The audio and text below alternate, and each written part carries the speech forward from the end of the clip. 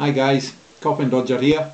Just a wee short video to demonstrate how to change the gas valves on a WE 1911 single stack gas magazine. Okay, first things first, safety. Make sure there's no gas in it because you're going to be taking it to pieces, and if you take the pins out it'll probably blow up in your face and you don't want that. So pointing the gas release hole away from yourself, just press down on the gas release valve. There we go, quick hiss, no gas left in the magazine, that's perfect. It's not going to blow up in your face now. So what we need to do is take the pins out that hold the base plate in place. So you need a little sharp screwdriver and just push the pins through and out they come. Woo! Runaway pin there. And then you need to wiggle this base plate until it comes out. There is a spring underneath it, but it's not under great tension, so it's not going to fly across the room or anything, but just be aware that the spring is there. Now put the magazine to one side because this is the piece that we're going to be working on. That's a gas block. Now the base plate is actually held on by a sort of like a lug affair, and all you have to do is push it to the rear and lift it off, and off it comes, revealing the gas valve that we actually want to be messing about with. I'll just change over the tips on the screwdriver a wee minute there because we need a broader tip. Now you need to put that in one of the wee slots and then just rotate it anti-clockwise to take the valve out. Once it starts wobbling, you know that it's out of the thread and you can lift it out. Now there it is. It's normally the little O-rings inside the valve stem that do the work, and they're the ones that actually get snagged and start to leak. So that's the one that we replace. Get a new one. There we go. Look exactly the same. Pop it in the hole. Gently twist it with your fingers, not the screwdriver to start with, and just give it a little tug just to make sure you've got it started in the threads properly. Now what I do at this point is I normally get a bit of silicone spray and give it a little spray just so that the seals are lubricated, and that'll help them from drying out and shrinking and causing leaking problems. So you're actually future proofing that seal a wee bit.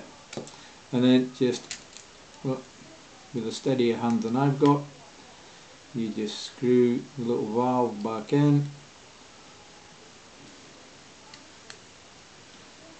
Now there we go. Once it's tight, not Arnold Schwarzenegger tight, but just once it's tight, just do it again for about another eighth of a turn, something like that. It doesn't need to be uber tight, it just needs to be there.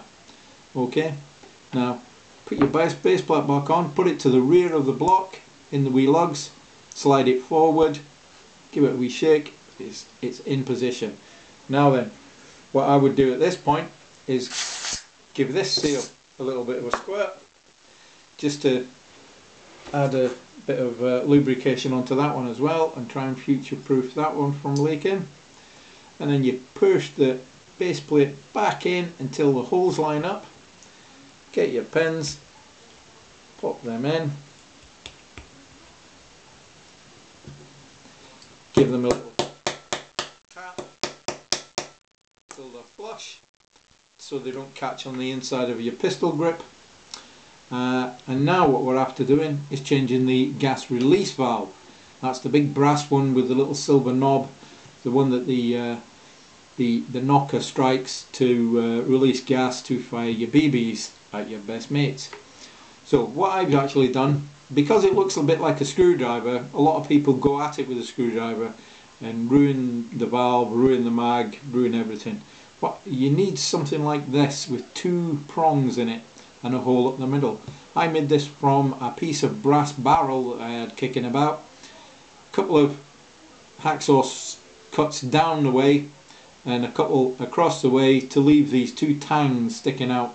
Now I've filed them to make sure that they fit inside the valve, and it's perfect. So you just put that in, line up the wee tangs with your valve, and out she comes. Just gently unscrew.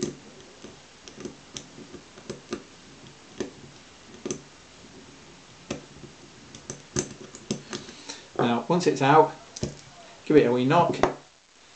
There she is. That's the gas release valve. That's the one with the little button on it. And it's normally the spindle inside here with the seals on the spindle that they're the moving parts, and they're actually the parts that wear out and leak. So get a new one. There's a new one, and same as before, give it a little spray with silicone oil. Pop it in the hole, and just gently, because you could cross thread it, just gently make sure that it's going in and it's not getting tighter as you go in, because that's a sign that you've cross threaded it. Once it's in as before, get it to a sort of a tight position, and then a little 1/8 of an inch turn, and that's actually more than an 1/8, but yeah, that's good enough for me. And that is your valves replaced. Give your spring a wee move up and down, make sure you've not trapped anything, and the BB follower, yeah, it's all working perfectly. I'll just put a little bit of gas in there just to have a listen.